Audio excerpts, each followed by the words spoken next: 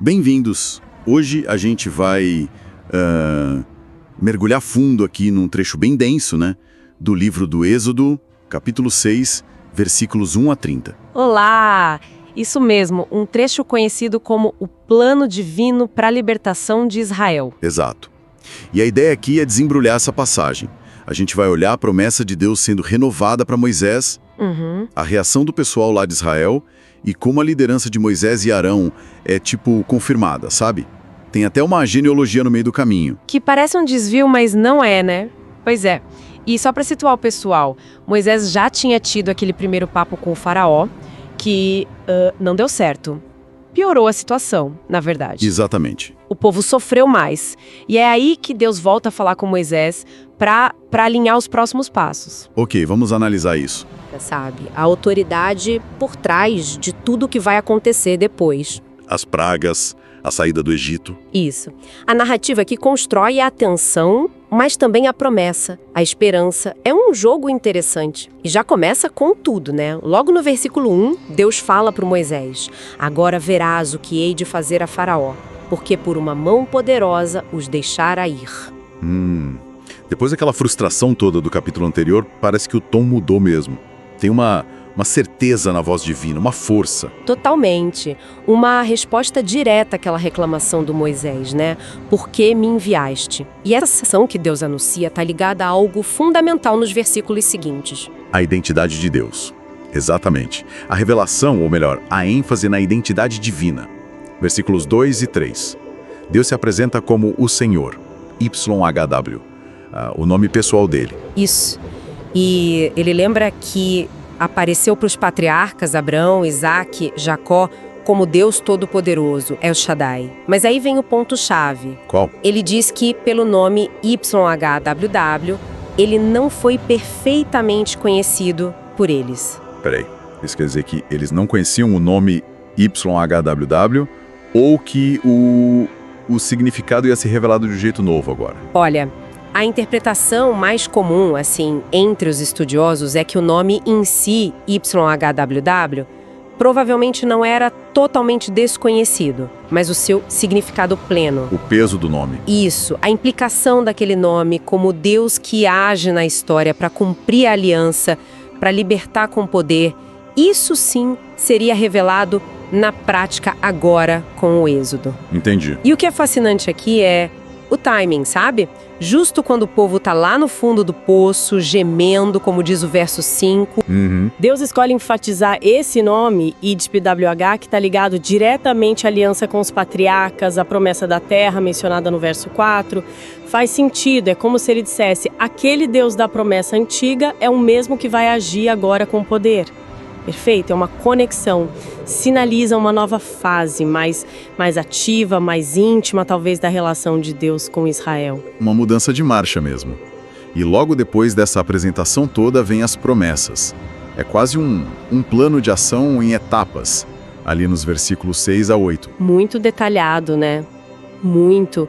Moisés tem que dizer: "Eu sou o Senhor", e aí vem a lista: "Vou tirar vocês das cargas do Egito, livrar da servidão, resgatar", e olha os termos: "com braço estendido e com grandes juízos."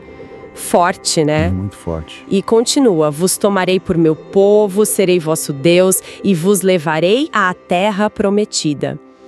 Nossa, é um pacote completo mesmo. Redenção, identidade e futuro. Exato. É uma reafirmação poderosa da aliança. Mas aí vem o contraste no versículo 9, a reação dos israelitas. Ah, pois é. Essa parte é dura. O texto diz que eles não ouviram a Moisés por causa da angústia de espírito e da dura servidão. Um balde de água fria, mas tão realista, né? Muito. Não é nem que eles não acreditassem em Deus, talvez, mas o sofrimento era tão presente, tão esmagador, que eles não conseguiam nem processar a esperança. Exatamente isso. A angústia de espírito, no hebraico a palavra, tem a ver com falta de fôlego, impaciência. A opressão era tão concreta e a promessa parecia tão distante naquele momento. Que os ouvidos se fecharam. Isso criou uma barreira psicológica mesmo. É um retrato muito honesto de como o trauma, o desespero, podem impedir a gente de acreditar em algo bom mesmo vindo de quem vem. Mostra que a fé não é uma coisa isolada da realidade que a pessoa vive, né? De jeito nenhum. Ela interage o tempo todo com a nossa condição. Tá, mas apesar dessa reação do povo, Deus insiste. Versículos 10 e 11, a ordem para Moisés volta. Vai lá falar com o faraó de novo, para ele deixar o povo sair.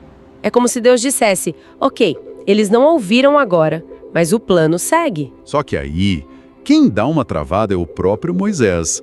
No versículo 12, ele argumenta, e até com certa lógica, né? Olha, se nem os israelitas me escutaram, como é que o faraó vai me dar ouvidos? É um argumento forte do ponto de vista humano, e ele ainda joga de novo aquela carta da insegurança pessoal. Além disso, eu sou incircunciso de lábios. Essa dificuldade dele é persistente, hein? Muito. E a expressão reaparece no finalzinho do capítulo para mostrar o quanto isso pesava para ele. O que exatamente isso significa? Gagueira, falta de carisma para falar? A interpretação mais comum é que aponta para uma dificuldade real na fala, ou talvez uma falta de eloquência, ou até mesmo um sentimento geral de inadequação para a tarefa, sabe? Ser o porta-voz de Deus diante do rei do Egito e de um povo desanimado não era pouca coisa. Imagina a pressão. O escolhido expressa dúvida e insegurança. E como Deus lida com isso? Dá uma bronca? Tipo, para com isso, Moisés. Não, de jeito nenhum. A resposta divina ali no versículo 13 é bem prática e reforçadora. Deus não repreende a dúvida, ele reitera a ordem e, o que é chave, inclui Arão de forma explícita na missão. Ah, sim. Então falou o Senhor a Moisés e a Arão e deu-lhes mandamento para os filhos de Israel e para Faraó. A solução não é trocar o líder, mas dar suporte, um parceiro, confirmar a missão conjunta. Aquela parceria que já tinha sido mencionada antes em Êxodo 4. Arão como porta-voz. Isso. Aqui ela é consolidada para essa tarefa específica, enfrentar Faraó e tirar o povo. Faz sentido, uma solução bem pé no chão. Mas aí, bem no meio dessa tensão toda, Deus mandando ir, o povo sem ouvir, Moisés inseguro, a narrativa faz uma pausa. Do versículo 14 ao 25, entra o quê? Uma lista de nomes, uma genealogia. Pois é. Começa com Rúben, Simeão, os mais velhos, e aí foca em Levi, detalhando tudo até chegar em Moisés e Arão. Para quem tá lendo a história, parece um freio de mão, né? Por que essa lista aqui agora? Ótima pergunta. Porque a posição dessa genealogia é muito, muito estratégica, não é um acidente.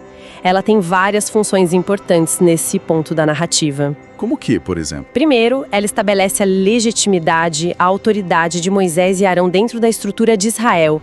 Eles não são um Zé Ninguém que apareceram do nada, sabe? Entendi.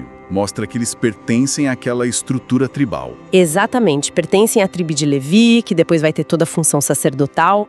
A lista mostra quem são os pais. Anrão e Joquebede, aliás, menciona que ela era a tia de Anrão, um detalhe interessante. É mesmo. Mostra os avós, Caate, o bisavô Levi, filho de Jacó.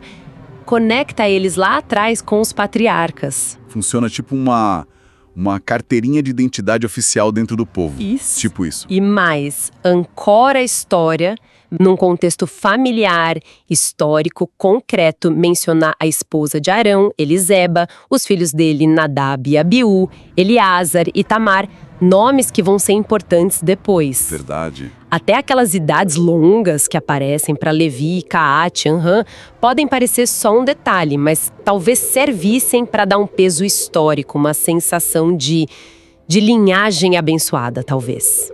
Então, se a gente juntar tudo isso, a genealogia é como uma credencial, uma forma de dizer, esses caras são legítimos. Perfeito. É uma credencial formal, uma legitimação pública que o texto insere justamente quando a tarefa deles parece impossível e a aceitação pelo povo está lá embaixo. Ah, que interessante. No momento em que a capacidade pessoal de Moisés está em xeque, até por ele mesmo. Isso. O texto reforça a legitimidade social e histórica dele. Exatamente. E o texto mesmo faz questão de sublinhar isso.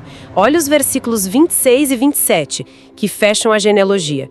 Estes são Arão e Moisés, a quem o Senhor disse: tirai os filhos de Israel da terra do Egito. Repete os nomes e a missão. Estes são os que falaram a Faraó, estes mesmos, Moisés e Arão. Não deixa dúvida, a autoridade deles vem da escolha divina, sim, mas também está enraizada na história, na estrutura do povo. Entendi.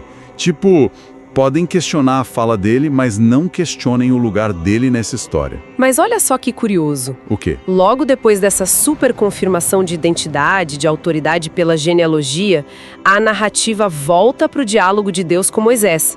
Versículos 28 a 30. E o que Moisés faz? Repete a mesma coisa, a mesmíssima coisa. Eis que eu sou incircunciso de lábios, como pois me ouvirá Faraó? O capítulo termina com a mesmíssima insegurança de antes da genealogia. Parece que a lista não adiantou para ele. Pois é. E essa estrutura de sanduíche, né? A genealogia, que dá autoridade objetiva, fica ali, espremida entre duas manifestações da insegurança subjetiva de Moisés. Não é um erro, então? Acho que não. Acho que é de propósito. E levanta uma questão importante sobre liderança, né? Principalmente em momentos de crise. De que a legitimidade de fora não apaga a sensação de inadequação por dentro. Exatamente. A linhagem, o chamado divino, tudo isso é real, mas não anula a fragilidade humana, a autopercepção das limitações. A missão é divina, é enorme, mas os encarregados são humanos, profundamente humanos. Conscientes demais, talvez, das próprias falhas. Então, o que a gente tira disso tudo, olhando para o capítulo 6 do Êxodo como um todo? Que peças ele nos entrega para entender essa história? Olha, A gente viu a promessa de Deus reafirmada, ligada ao nome YHW, de um jeito novo. sim, Viu a realidade dura do desespero do povo, que nem consegue ouvir. a barreira do sofrimento. Viu a luta do Moisés com a própria capacidade, né? Os lábios incircuncisos. A insegurança persistente. E, no meio disso, a genealogia confirmando o lugar dele e de Arão na história. Exato. O capítulo prepara o palco para o que vem a seguir, mas de um jeito muito pé no chão, muito realista. Não tem herói perfeito, não tem povo super confiante. Pelo contrário, né? Expõe as dificuldades. Verdade. E talvez uma coisa para a gente pensar para levar daqui seja justamente essa tensão que o capítulo mostra o tempo todo. O poder divino de um lado, mão poderosa, braço estendido. Isso. E do outro lado, a fragilidade humana. A hesitação, o sofrimento, a dificuldade de acreditar. O texto não esconde nem um lado nem o outro. Não tenta passar um pano nas dificuldades humanas. Longe disso. E isso faz a gente pensar, né? Como é que planos grandiosos, mesmo esses que o texto diz que vêm de Deus, se realizam no mundo? Não é com gente perfeita, pelo visto. Parece que não. É através de instrumentos humanos, com todas as vulnerabilidades, medos, limitações. E aí fica a questão, talvez. Será que a transformação, a liderança de verdade, ela surge não apesar das limitações, mas de algum jeito estranho através delas? Como assim? Talvez a consciência da própria limitação seja justamente o que abre espaço para depender de algo maior, para buscar parceria, como Moisés fez com Arão, para ter uma persistência que não vem só da autoconfiança. Interessante. É algo para a gente refletir, sabe? Como força e fraqueza jogam juntas na jornada de qualquer mudança importante.